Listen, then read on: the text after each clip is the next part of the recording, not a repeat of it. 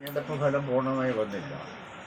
അതുകൊണ്ട് പൂർണ്ണമായി കാര്യങ്ങൾ പറയാറായില്ല. എന്നാൽ ഇതുവരെയുള്ള ഫലം കൊണ്ട് ഇടതുപക്ഷ ജനാധിപത്യ മുന്നണിക്ക് പരാജയമുണ്ടായെന്നാണ് ഇതുവരെയുള്ള സംഭവങ്ങൾ കാണിക്കുന്നത്. അതെന്തുകൊണ്ട് എന്ന കാര്യം വളരെ ഗൗരവമായി LDF എന്ന നിലയിൽ, പാർട്ടി എന്ന നിലയിൽ പരിശോധിക്കും. എന്നിട്ട് ആവശ്യമായ തിരുത്തൽ നടപടി സ്വീകരിച്ച് മുന്നോട്ട് പോകുക. അത് മാത്രമാണ് ഇത്തരൊരു ഒരു കാര്യമാണ്. വികസന പ്രവർത്തനങ്ങൾക്കും ജനക്ഷേമ പരിപാടികൾക്കും വോട്ട് കിട്ടുമെങ്കിൽ ഒരു കാരണവശാലും LDF പരാജയപ്പെടാൻ പാടില്ല. അതിന് മാത്രം വികസന പ്രവർത്തനം നമ്മുടെ ജില്ലയിലടക്കം ക്ഷേമ പ്രവർത്തനം, പെൻഷൻ എല്ലാം കൃത്യതയോടുകൂടി നൽകും. അപ്പോൾ അതെല്ലാം വാങ്ങിക്കുന്ന ആളുകൾ ഇടതുപക്ഷ ജനാധിപത്യ മുന്നണിക്കെതിരെ വോട്ട് ചെയ്യുമെന്നാണ് എനിക്ക് തോന്നുന്നത്. ഭരണവിരുദ്ധ വികാരമെന്നൊന്നും പറയാറായില്ല.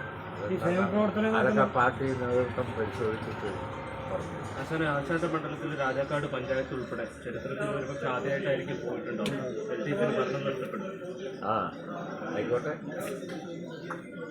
എൻ്റെ പഞ്ചായത്ത്, എൻ്റെ മണ്ഡലത്തിൽ 10 പഞ്ചായത്തും പോയത് അല്ല. പ്രധാന പഞ്ചായത്തായിരുന്നല്ലോ ശാന്തമ്പാറ LDF കിട്ടിയിട്ടുണ്ട്. കുടുംബജോല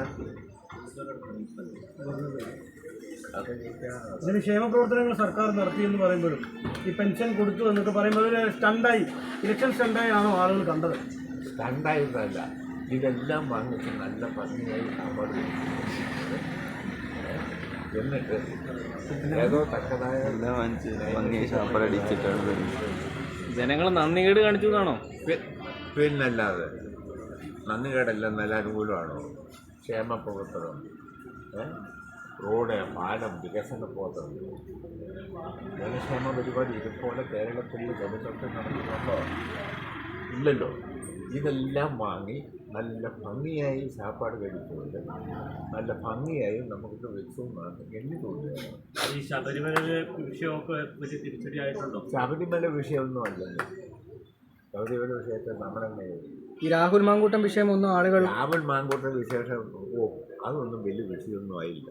ഇല്ല. അപ്പൊ എന്താ മാങ്കൂട്ടത്തിനെ പോലുള്ള ആളുകൾക്കാണ് ഇനി രക്ഷയെന്നാണ്.